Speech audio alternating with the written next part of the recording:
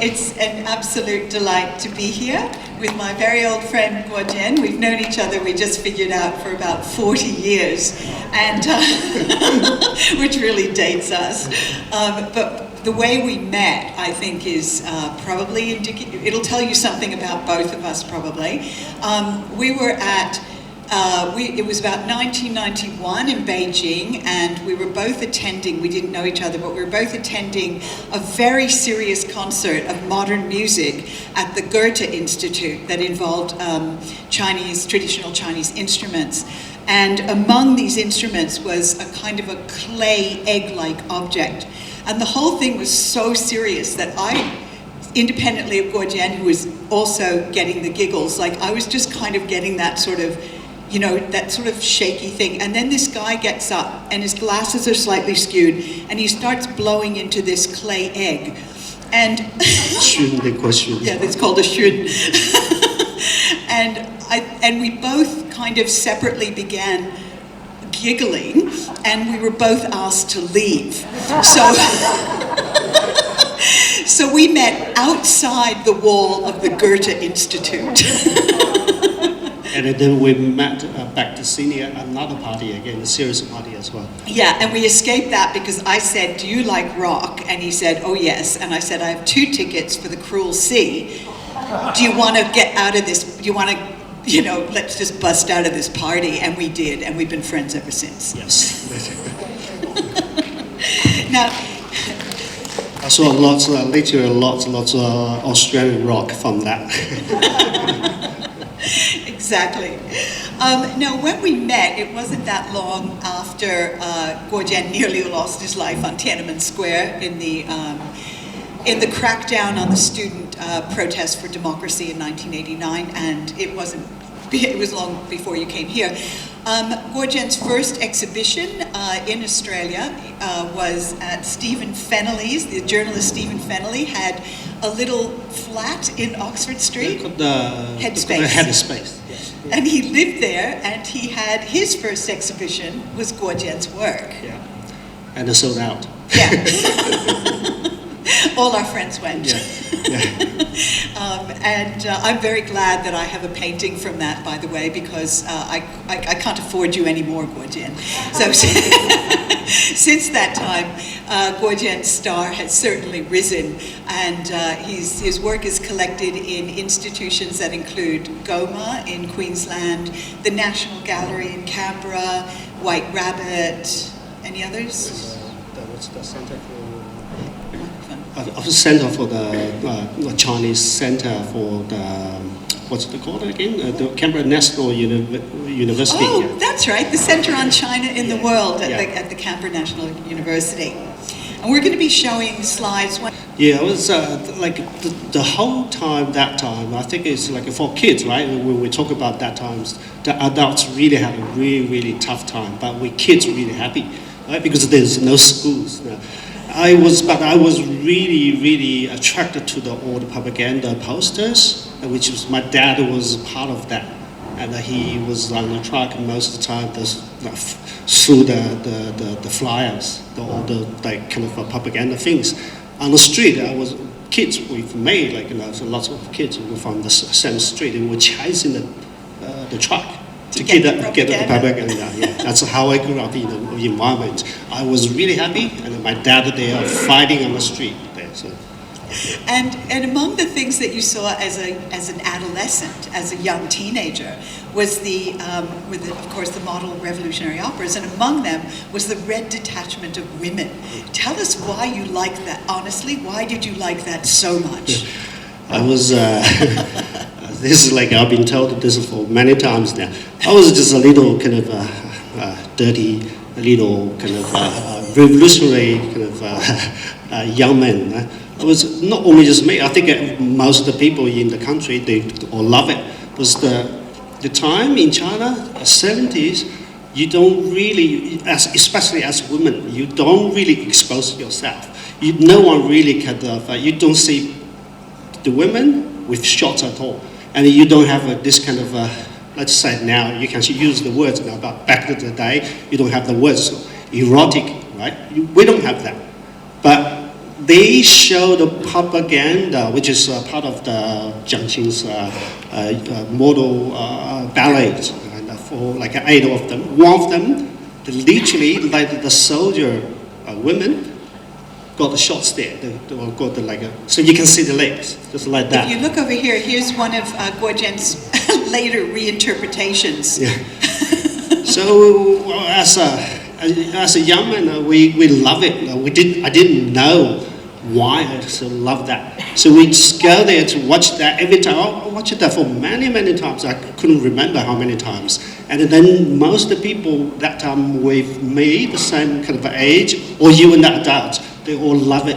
And then that's I think one of the reasons I joined the army. He thought he'd see a lot of women in shorts. And one of my classmates, she grew up in the army kind of base, and she's the one literally knows how to dance about this, and then she joined the army before us. So we said, okay, we join the army now. Let's look at some of Guo Jian's other, we'll just go through a couple more of the ones that also reference the revolutionary model operas and a kind of the eroticism of them. Another one, please. This is, I put the TV sets there. It was the same time, after I joined the army, China started kind of a lot of people smuggle of lots of things from Taiwan, from outside China, which is a part of they call the erotic porno kind of films, which is not really. So most of the time we don't really know how to watch that. We couldn't really watch that, and then people like me, we try so hard to find out where we can sort that, where we can see that. You know?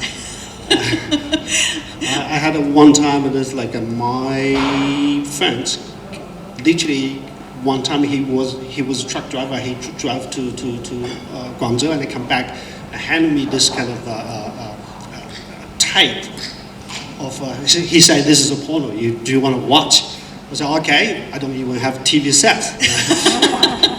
And I have to travel whole town to find out who have TV sets.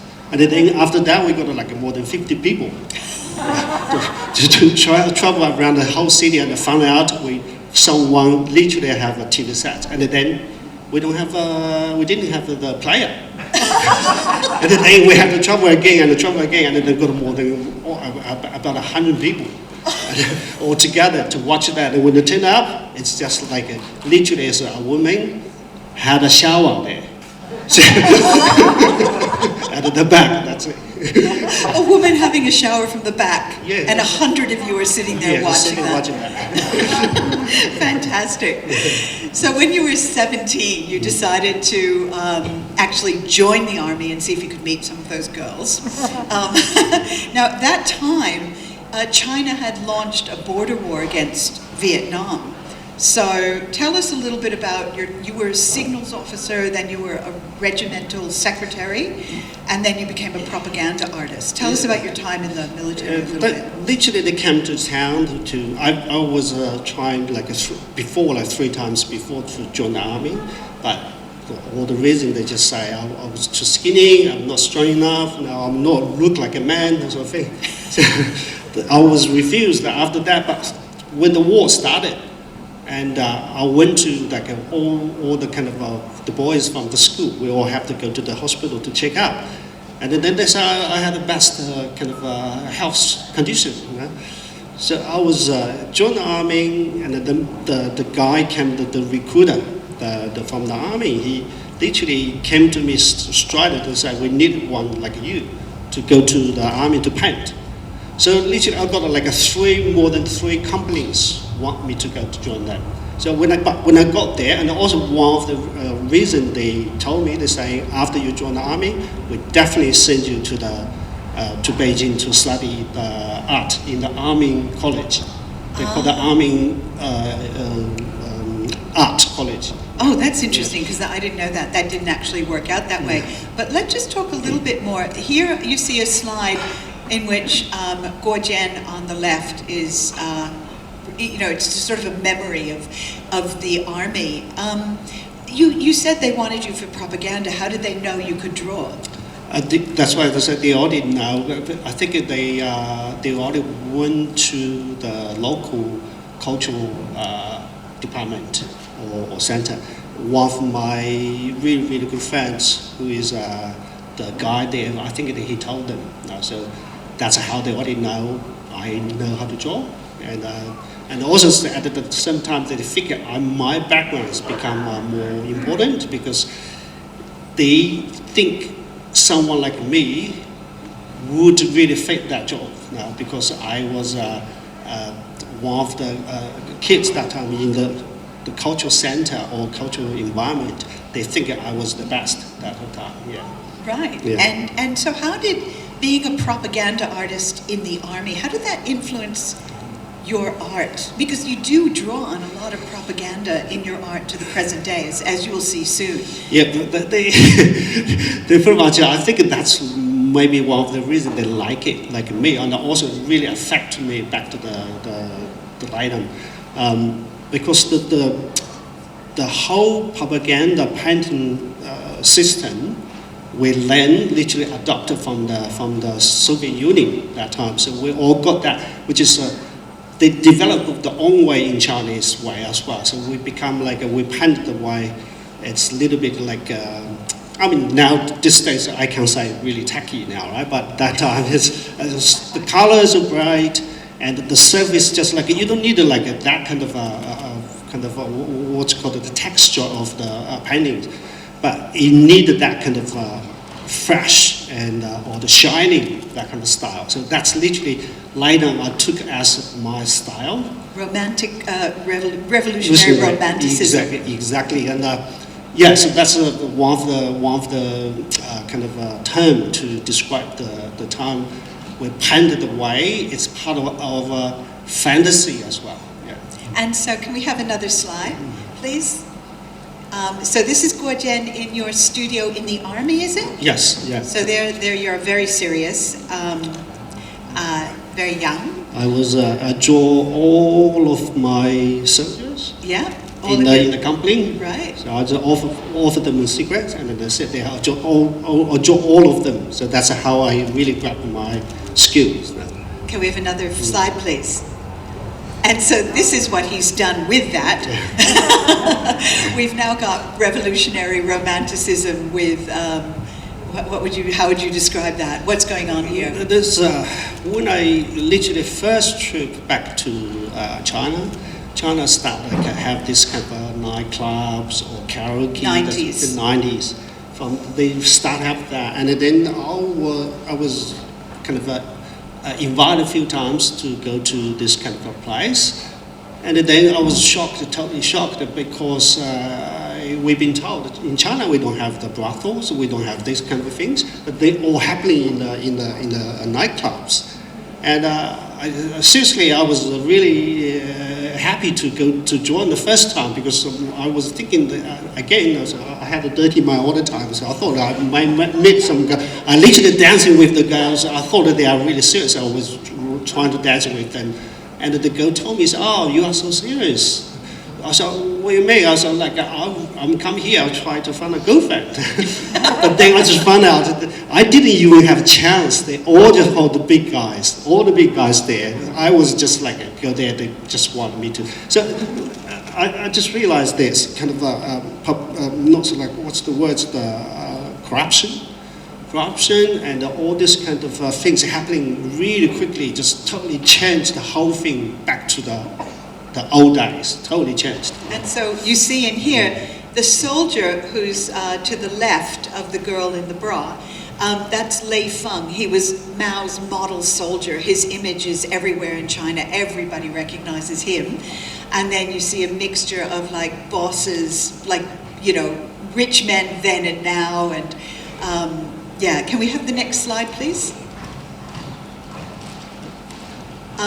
So we're going to go back just one step. This is your reflecting again on the army. But just to go back one step, you didn't end up going to the Army Artist Institute. When you got out of the army, tell us about how you got recruited to the art institute you did go to.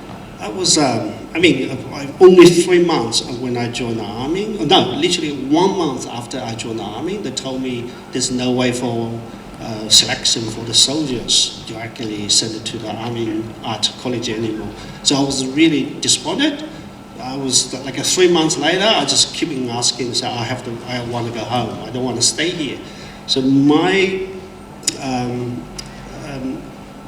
3 years later, I got really lucky. I don't want to tell there's too many stories, but 3 years later, I'm back to my hometown, and I spent 2.5 years to trying to prepare. That time, literally, the university started. If you go to pass your examination, you can go to the university now. That's the first year. So I thought, okay, I'll have to, because I just realized I'm so far behind of everything. So I have to pick up the books again, trying to remember everything, to try everything. But then literally I met one of my professor from the university on the street. I was painting there, preparing everything. Every time I try to go to the examination, and then I saw her. She literally saw me on the street, and she said, "Oh wow, I want to see your work. Can you take me to your house?" So I took her to my house, and then she saw my works, and then she said, "Oh, you shouldn't come to join our university." I said, "Oh, where's your university?" She told me the name of the university. I said, "Oh, I just can't really go that because I'm far behind for everything. I don't really get a chance to get in." And she said, "No, I think you are great. Just try this one, concentrate on this one, and then I think you will get in." Literally, I was trying 3 of the universities that time. I passed all of them. 3 of them really want me to get in. And then I sent a letter to my professor and say, "Look, I got this kind of 3 offer now. Which one I should go?" She said, "Forget the 2.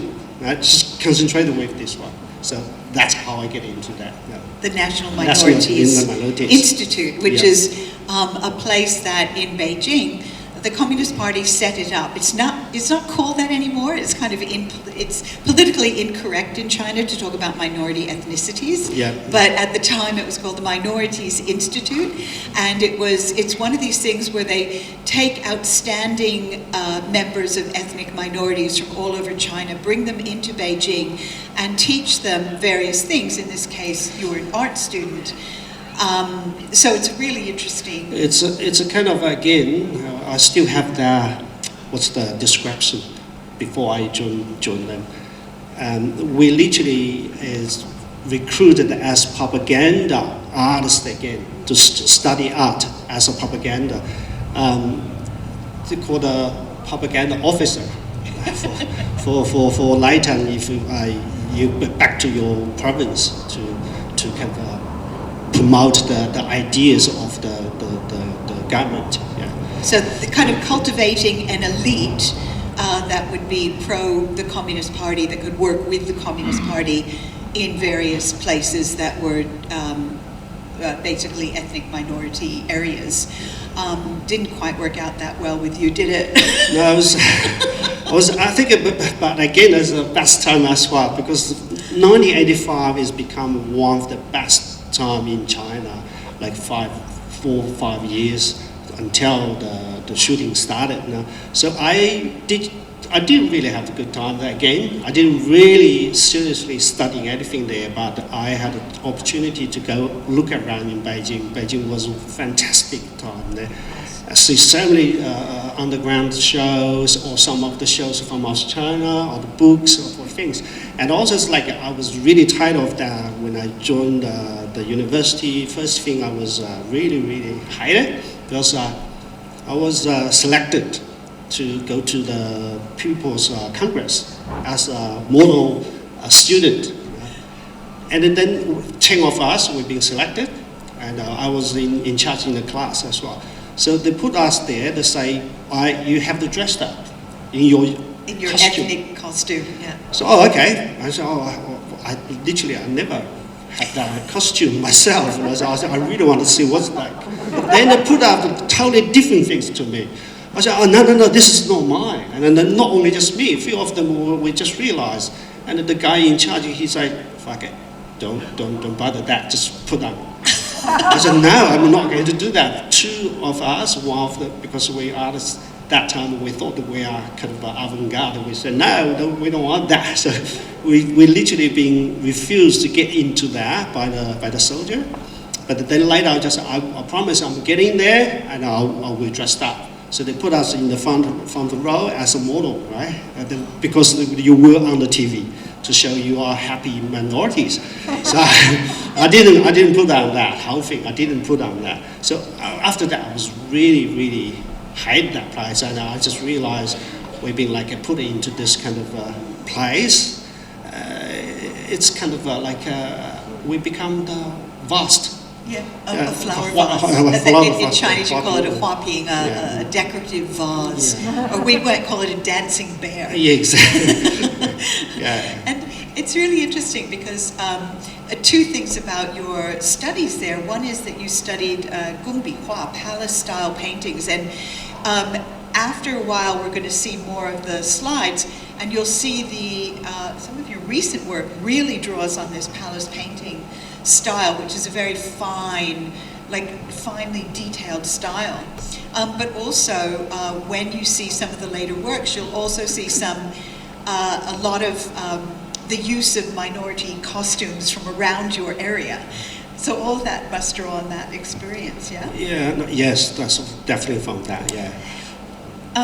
So let's talk a little bit, because I know the order of the slides I think that we chose. Let's talk a little bit more about how you began to reflect on your, I know this comes later in your artistic career, but how you sort of reflected on your army time. What are you doing in a painting like this? What are you showing us? This is the one thing is I think after Tiananmen massacre, I was get involved with that. I still remember the time from the beginning, before the shooting, I was trying to talk to the soldiers there, because everyone trying to talk to the soldiers. So I talked to a bunch of soldiers that which they blocked the way when we're trying to break through to go to Tiananmen Square, and then I tried to talk to one soldier, and then I said, look, now we were just a student, we are not the enemies, why are you trying to do this? Now, none of them really answered anything, they just didn't want to talk. But the one of the soldiers really close to me, he just said, look, you were a soldier before, right? And then, you know what, we just fucking follow the orders. So that's really struck me after that. I just realized that we've been told to join the army. You join the army, you protect the people there. And you only fighting to the enemies. But then I just realized, who's the enemy? Who defined the enemy? Who decided to decide who's the enemy? And after, especially after the shooting, I almost get killed there. And I just realized they decide who is the enemy. And we even we put on the uniforms, become the soldier, you think you're the one definitely protected by them as well. But it literally is not going to happen. Yeah. Is anybody, just raise your hand, no shame, if you're slightly confused about the thing about we're talking about shooting, and I can just briefly wrap up that. Does everybody know what happened in 1989? No, okay, great. Yeah, so, oh, okay, a brief. Oh, okay, so yeah, so basically the 80s were a time of incredible openness, as Guo Jian was saying, and so much cultural experimentation, and people began to get so interested in concepts like democracy, freedom of expression, and everything else. But what really triggered the protests in 1989 by students, it began with demands by various intellectuals for the release of political prisoners, including a guy called Wei Jingsheng, who had been held for 10 years at that point. And they were saying, look, it's the anniversary, 1989, of the French Revolution, of the great 1919 May 4th movement for liberalization in China of many different things, and, you know, release the political prisoners. And meanwhile, people were very upset at the level of corruption, which is nothing compared to the level of corruption today, but it was shocking that that officials were driving around in Mercedes Benzes, you know, and so the first slogans were like, sell the Benzes and save the nation. Yeah. And then when the party responded to that by beginning to, this was April 15th, the whole thing kind of began cascading, or 14th, when Hu Yaobang, a former party secretary who had been purged, and who had a reputation for being relatively liberal, he died. And that was the catalyst for students to start collecting in Tiananmen Square, on the campuses, talking about the problems. Already those petitions were out there about the release of political prisoners and so on. And this whole thing began to cascade into a movement. When the Communist Party began clamping down on it, the students responded by taking over Tiananmen Square. And you were part of all of this, weren't you? Yeah, from the beginning to the end. Yeah, but you were a former soldier too, so your feelings on seeing Yeah, I was taken out like I think that's one of the things. You've been forced to one step to another step now, and I didn't want to go to, seriously, I didn't want to go to the hunger strike from the beginning. There was a hunger strike that happened around in middle of May, I think? Yes. Yeah, and the government was really pissed off because Gorbachev was going to be the first Soviet leader to visit China since, you know, the break in the 1950s, and they wanted everything to go perfectly, and they wanted to greet him in Tiananmen Square. And there's all these ragged students lying there, and there's ambulances coming in and out, and the government under Deng Xiaoping was furious. But they really got furious at the hunger strike. Yeah. So so like I was I joined that, or thought like I didn't really think about that much. No, I thought like if you go back to university, either way, you go back or go there, they will already see you as a bad guy already. So there's no way to back up. And then, of course, on June 3rd, 4th, the army moved in to retake the square, and they opened with live fire on the citizens who were blocking the roads to the square, and at least 1,000 people died. We don't know the final number. Many were wounded, and you can't even talk about this in Tiananmen. Actually, I remember being in a cab, and this young guy said to me, the driver goes, can you tell me about the Tiananmen incident? I said, sure, which one? Because there were several. I was just kind of testing, and he goes, you know, the big one. I was like, oh, you mean 1989? And he said, 1989? No, I mean the 2000s when the Falun Gong guys self-immolated. I said, you don't know about 1989? He knew nothing. Nothing. Yeah, that's totally bad to talk about that. Now, so in China now, so before I come back to Australia, we every year, literally start from now, this month. Now in China, people like me, and then we're trying to play the game like the mouse and the policeman. And so we play the game, and we're sending something, posting something on internet. We try to survive for 1 second, right?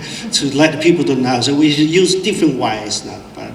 Yeah, so that time still have a little kind of the way to posting that. We're going to go to a couple more slides. There's a whole bunch. So this is your studio on Parramatta Road, was it? Yes, that's it. I remember that. Added up. If you open the and now we'll go to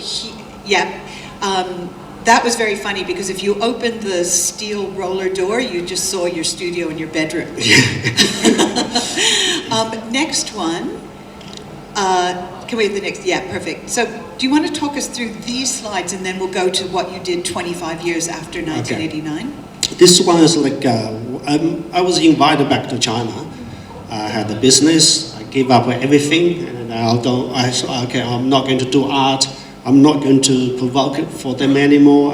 I'm trying to compromise myself. He ran a very good restaurant. Yeah, and I have a good restaurant there, and then I start like trying to build up my studio in China.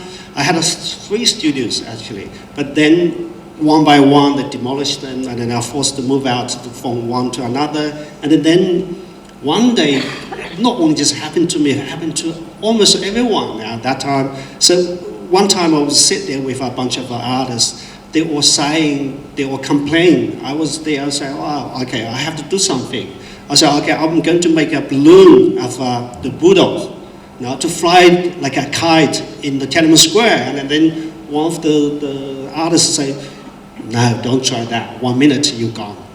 So I thought, okay, in that case, I said, okay, I'm going to make some of the work about this. And when I told one of the official, literally, friends, the kind of government official, he was there. I said, okay, I'm going to make if they keep demolishing my studio, I'm going to demolish Tiananmen Square. So, and then he said, no, don't do that. You do that, you're gone as well. So I think that's literally tricked me. I'm the kind of person, normally I don't really provoke anything. And then from that moment, I said, okay, I'm going to do that. Can I interrupt for a second? Yep. Can you tell us what year this was? 2009. Okay, and another thing about that time was that all over Beijing and a number of other cities, they were demolishing people's homes. They were demolishing all the old architecture to make room for really big things. And so there was a joke, Chai means to demolish, and China, people said that's what China stood for.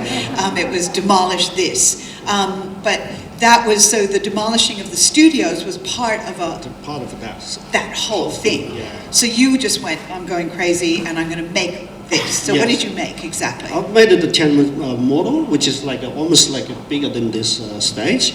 And then I made that, and then literally the guy who's the factory, and then he was really suspected about that, the whole idea. He said, we're going to do that. What are you going to do with the model? The models, I said, I asked the workers to start like a chop the things there. And he said, no, why are you doing that? I said, I just want to show people how they build up the Tiananmen Square. So that's how I get through that. But then when I just got into my studio, and then I was being reported, and then I got the police come up, but literally they let me go. They ask me, they say, why are you doing this? I just said, this is the idea. I'm going to demolish the whole landmark cities or buildings around the world. This is the only started. So they will say, oh wow, you're going to demolish the Times Square or Opera House? I said, yes. And then they said, let me go. The police are very interested in art in China. Actually, in the 1980s, another friend of ours, Addi he was painting nudes. And he was painting them out of copying from art books. And it was during I think it was the spiritual pollution campaign. Yeah. Mm-hmm. And the police came by and they're like, oh, how did you paint these nudes? And he's like, I'm copying from art books. And they're like, we need to take these away for further study. Very good with art, the police. Yeah. Let's see the next one. It's kind of hard to see these slides in this room, but basically you had like helicopters coming around, you had explosions, you had the whole Tiananmen Square, all the buildings being like smashed. Yeah, that's developed from the first idea to demolish that. But then, because at the same time I was traveling around China to see the demolition site. So every time you go there, you see the bulldozers, all the sides just look like a war zone. And I was, okay, I was in the army, I already saw this kind of things, and then literally one thing, back to the old day when I was in Canberra. I went to Canberra to see the war memorial, and I saw this kind of diorama there. So I said, oh wow, I can make one like this as well. So I keep adding more things, and then it's end up like this now, yeah. And that led to something that changed your life and got you inside a few walls that you weren't too happy to be inside.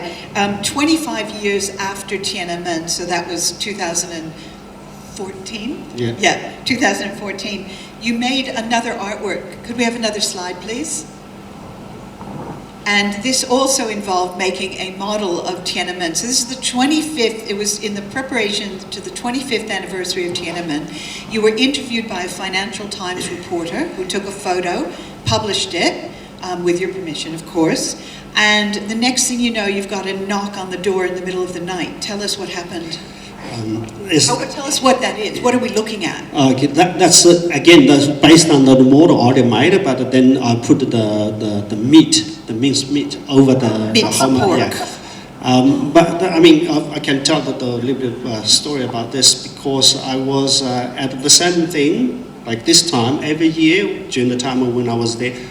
You always got the officials come to warning you, don't think about the Tiananmen Massacre, which is like I was trying to forget that. And every year this time they reminds me. And then I just got like really tired of that. And then they literally interview some people years before, some people waiting to do the interview. But then after that, no one really dared to do that again. So I got some of media friends call me up and say, "Oh, do you think about it? Do you know any artists waiting to talk about this?" I said, "Oh, many of them, they are involved with that." And then he said, "No one really want to talk since last year." So at the end, I was really, really furious because I keep got the officials come to warning me, which is I was the one trying to forget. And then I got really, really pissed off. That one day I was, again, with a bunch of artists sitting there, and also one of the government officials sit there as well. I said, "I'm going to make a meet of Tiananmen Square." And then the guy said, "Don't dare to think about that." And then I said, "Okay, I'm fucking going to do that." So I started like, I went to the market just close by. I went to the butcher, the local butcher, and then I bought 1 kilo because I want to test that to if it's working or not. I went to that and working, and then I went back a few times. The butcher was really suspicious, and then he was saying, "No, what the fuck are you going to do with this?" I said, "Look, I just try and get as many as you can provide for me." So I ordered literally at the end, I ordered 160 kilo of meat from him, directly from me, which he didn't really have that much. I don't know how he managed that. He ride the tricycle, come to my studio and walking and saw the whole model there. It was like almost like this size. He was shocked and he said, "What the fuck are you doing? Why are you doing this?" So I thought, okay, he saw this now and he might report to me, so I have to really make a reason to calm him down. So I just say, "Okay, look, I said, look, this is I got a job to promote the meat from company." So, and he's really funny. He's a guy. He said, "Oh, my meat is not that good." So I locked myself inside the studio for 3 days, and I made this happen. And then 3 days later, it's like my studio, like pretty much like this high, but it's like one and a half of 150 square meters. And it smells so strong, I just can't stay anymore. So I have to open the door. When I open the door, and then someone already there. So they came in and taking photo. And literally, I got some of the records because that guy took a photo. He took a photo with his phone. I said, "Okay, I got a really good camera. Why don't you just use my camera to take it back?" So he took the photos. So that's why I still have those sort of photos there. See, the police contribute to art in many different ways. I was like my friends. I had an idea after that, and I talked because one of my friends came up to see me. He said, "Do you want to get those sort of files? How the police take a photo of you?" I said, "I definitely want it. I thought if I can get that, this is going to be a big show. Right? I can show all of how to work it through these things now, including when they came to my studio, arrested me. Same thing. They used 2 cameras, like a real camera, a film camera, 2 angles, film me to destroy them. I said, "Wow, if I got that one, that's a really big show. I could do that show." I said, I didn't have a plan, but now I do." So the destruction of the destruction. Yeah. So the police came, they took you away, they put you in jail. Yeah, detention. And you didn't know whether you were going to be in there for a very long time. And meanwhile, everyone, all of his friends in Australia, we were sweating buckets. We were talking to diplomats. We were trying to figure out what was going to happen. So what was it like in prison? Was it fun? So I was seriously the first night I was thinking that I thought that the first cell to put me in there, and those guys, bunch of guys, are still up there. Normally, after 9, you have to sleep now. But they all half naked. They're standing there. I thought, wow, shit, they're going to rape me. So I was really terrified. But then, I think because some of the guy there, they call the tough guy. The tough guy there, he kind of, I don't know why he's so nice to me. I sat next to him. So you're cute and funny. Yeah, I strutted to him. I start asking him that he show how his kind of a bruise or his kind of a cut from his fist, and he told me the story, that kind of things. But again, so inside that, the next day they changed me to another one, which is much nicer. But again, like 24 hours, there's no lights turn off. You have to sleep at night, and then the bed is just like full of them, which is only for 8 people, but you've got like 50 or 80 people sleeping there. So you have to like squeeze it into there. And they use this kind of a technique to make people hide each other as well inside there. Especially they got like 2 of us, look Chinese but Australian, and another guy's a Bahrain, and 2 of us, and then they make us like in China say, if you are Chinese but you are not a citizen from another country, you are Hanjian, which is you are the traitor. So and also the food, the serving the food, they're totally different as well. So we got the bread and the milk, which is not real milk. It's just like they put some powder there, make it like you can see through, right? That's kind of milk. To us, to make the Chinese there, looking there so bad there. So they make us a little bit good than the local Chinese, which is really shit. They treat them like shit. And not literally, we don't really looking good at all, but then they make the Chinese say, why you treated the traders much better than us? So people literally hate each other inside. And luckily, after 2 weeks, which is kind of the limit that they can hold you before officially charging you, the Australian diplomats managed to do their good work, and we got word that that Guo Jian was coming back on a flight, and he'd be arriving at 6:30 in the morning or something.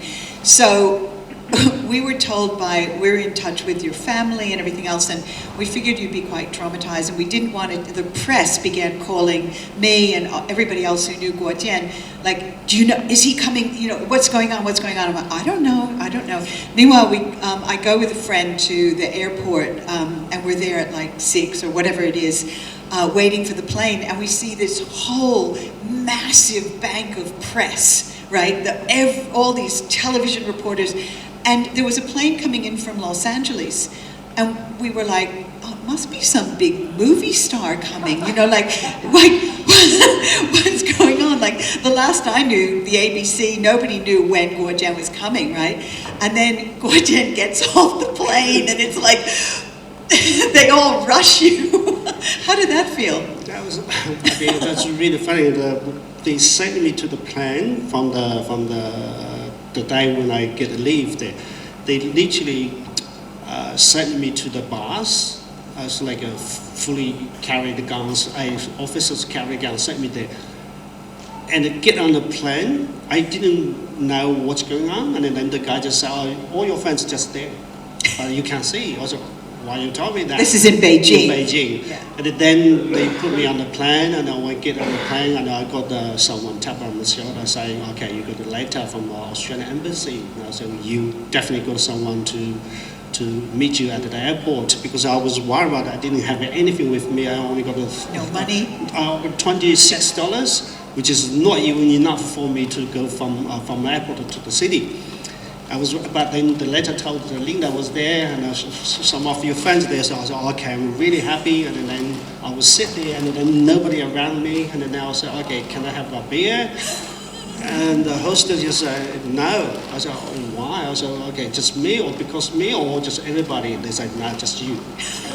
So I couldn't have a beer. And then, but when I get there, I thought, because I knew you guys were going to wait for me there, so I went to the bathroom.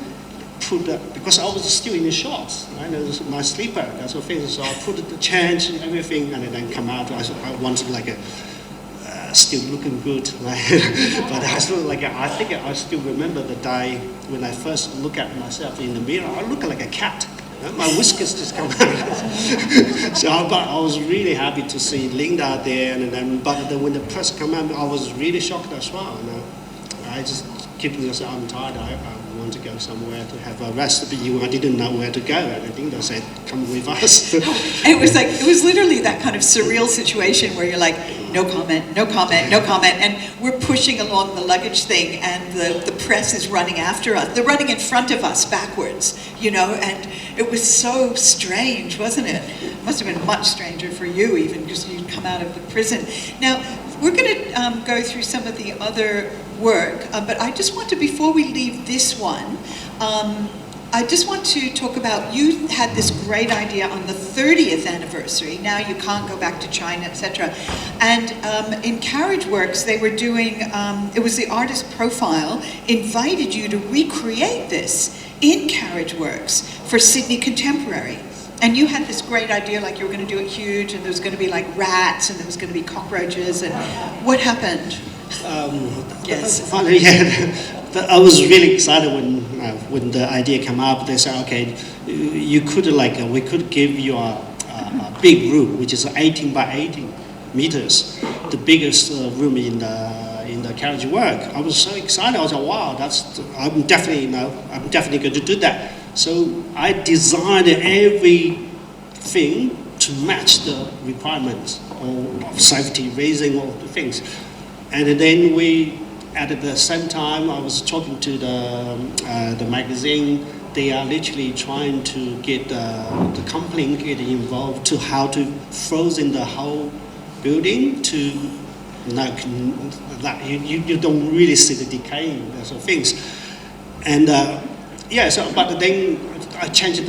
I have to change the ideas because the kind of requirement for different kind of reasons. And at the end, they say, we literally got the company waiting to give us the meat and also come to freezing the whole area. I said, wow, this is going to be really huge. I was really excited. But the thing at the end of this, this is because there's a room next to some of the restaurant there. They are not like it. But then at the day when the opening, I went there, there's no restaurant there. No restaurant there. Yeah. Really? I mean, it doesn't matter. I'm just saying, I think people from the beginning, they got really excited as well, but at the end, they just thought this is too much. For health and safety. Health and safety. But then imagine that if you get a whole room of meat there, when you don't build up anything, just meat there. I was so excited because for the art history, when I was in Beijing, back to the whole time in 1985, when we had the first show from America, Rosenberg had the show there. People like me got really shocked. They would say, okay, we can't really do anything because those guys have already done everything. There's no more way for us to make through there, nothing there.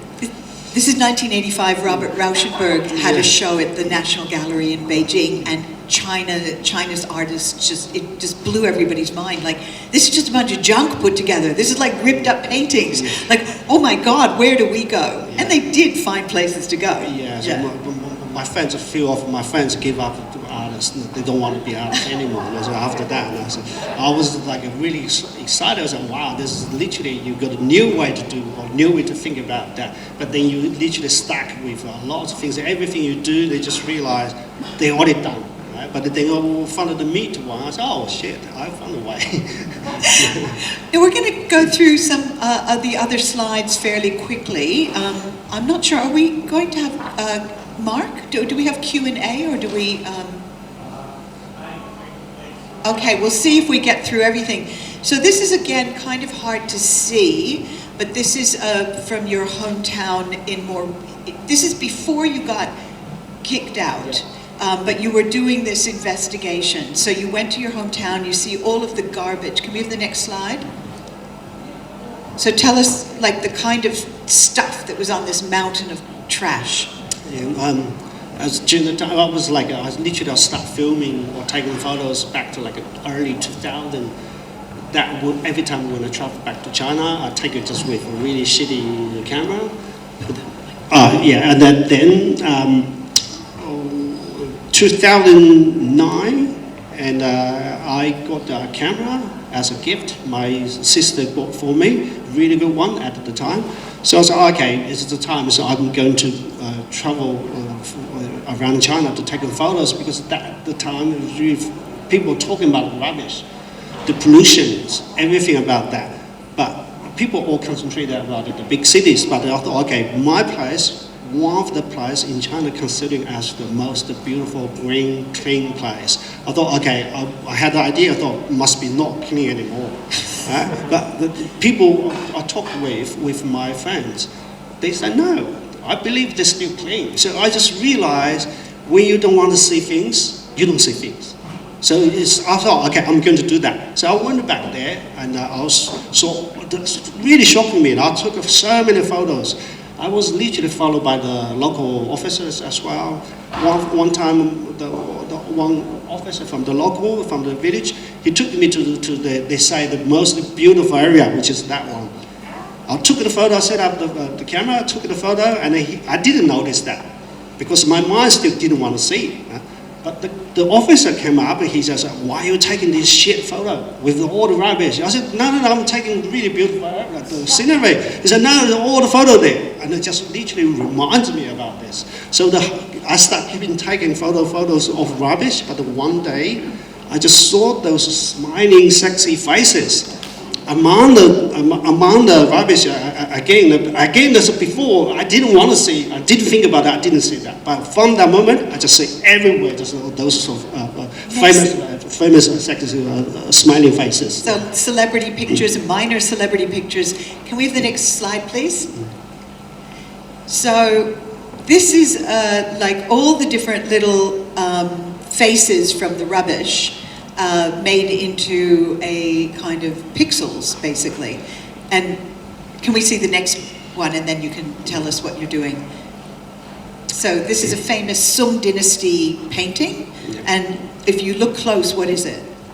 They all just based on those sort of pictures of rubbish or the faces. I mean, again, like I was a Chinese art kind of student.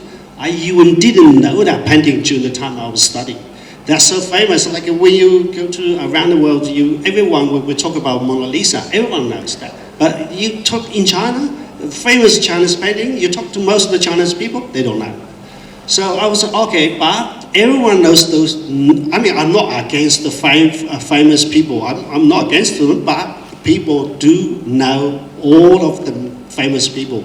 And I think they are the one promoting all this kind of rubbish as well. They're promoting these productions as well. But then the movies, most of the movie or TV shows in China, they're kind of rubbish as well, to me. So this is the whole idea I'm trying to put it into the famous painting based on the famous rubbish as well. And if you look at Guo Jian's website, you can see some of these up close and see the way that that's composed of pixels of people, kind of rubbish, celebrities on rubbish. It's all a composite. Can we have the next slide, please? So now the next several slides, we'll just, because we're sort of running out of time. Let's just go to the next slide, please. This is from the latest series. There's Xi Jinping. Another one, please. And now this is where we're talking about the palace, painting techniques, very, very detailed. Okay, do you want to talk now about just this series in brief? This is the time during the pandemic, because my parents was here from the beginning, but then they all back to China. My dad literally stayed in Australia for 7 months, and then still going back to China, and they still don't really believe you could get into that really hardship in China to live in there. My dad literally died during the pandemic in the hospital, which is he's still not counted as COVID related. So lots of people being killed or died during the time. They are not allowed to tell saying you die from the COVID. This is one of the things. And also at the same time, how they lock down the cities, the way they treat the people. I mean, today, thank you for the internet. You can watch so many of the things that are happening there. And then again, it's like my generation, my dad's generation, we are so, what's the words, ideal kind of 理想主义. Idealists. We all trust that. Even like me, I didn't really trust that much, but my dad is still like I said, oh, come on, nothing really go worse than that. So that's how he went back to China. And I just keep warning him. I said, Dad, just don't go, not this time. And they didn't want to give the vaccine for the older people. I said, how come you guys do everything opposite around the world, all like the old people to do that first. But in China, they don't. They didn't give the vaccine to the old people. So I literally forced my dad to go to the local kind of hospital or clinic. I just say, go there, just ask them to get the vaccination. So my dad literally got it twice. But then when he was in the hospital, it's time to have third one, and they then refused to give my dad. They just say, oh, no need, because in hospital so many people here. And so I literally watched my dad die in the hospital through my phone. So this is kind of my response to the pandemic, or to the kind of period of time. I got many of them. This is one of them, but I got many of them. I'm going to have a show soon. So that's why I didn't really put one. I don't want to put that much to here. So yeah, and walls feature very heavily in this series. The walls that keep people out, lock people in, and all that. We have like I think we have 5 minutes? No, we don't have time. We have to wrap up. Okay. All right. So sorry about that. I'm sure a lot of you have your questions. We will be outside there. And you can all mob Guo Jian with your questions then. But thank you Guo Jian, and thank you. And thank you everyone for coming, and thank you Addi Road. This has been really, really fun. Thank you.